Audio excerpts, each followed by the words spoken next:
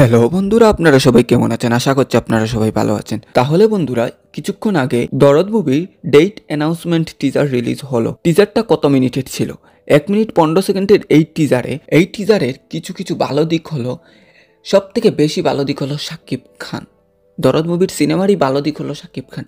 শাকিব খান পুরো সিনেমাকে খেয়ে দিয়েছে।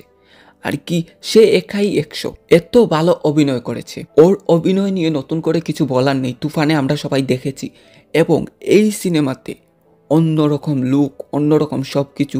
দুলুমিয়া ক্যারেক্টারে ও ডুবে গেছে।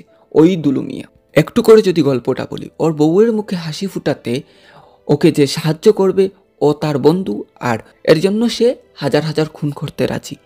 সে ভয়ানক থেকে ভয়ানক হতে পারে। এখন সে হঠাৎ করে কেন ভয়ানক হয়ে উঠল, সে হঠাৎ করে কেন খুন করছে, সেটা যদি জানতে চান তাহলে 15ই নভেম্বর আপনাকে এই সিনেমাটা দেখতে হবে। এখন সব কিছু মিলিয়ে টিজারটা কেমন লাগলো, অন্য সবার পারফরমেন্স কেমন? অন্য সবাইকে কোনো সুযোগ দেওয়া হয়নি টিজারে।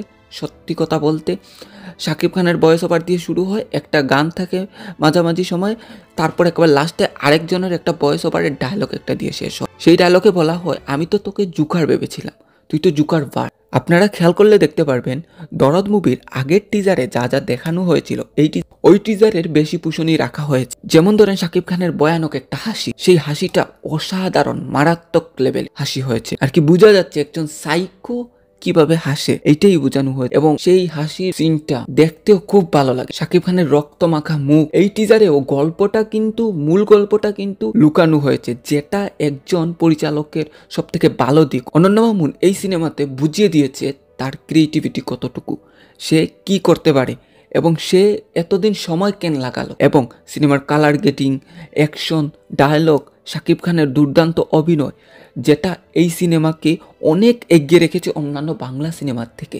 এখন আশা করছি এই সিনেমাটা সকল বাঙালির মুখে মুখে ছড়াবে এবং খুব ভালো একটা সিনেমা হবে।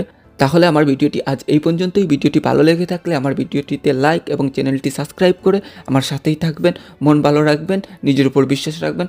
তাহলে আজ এই পর্যন্তই, বাই বাই।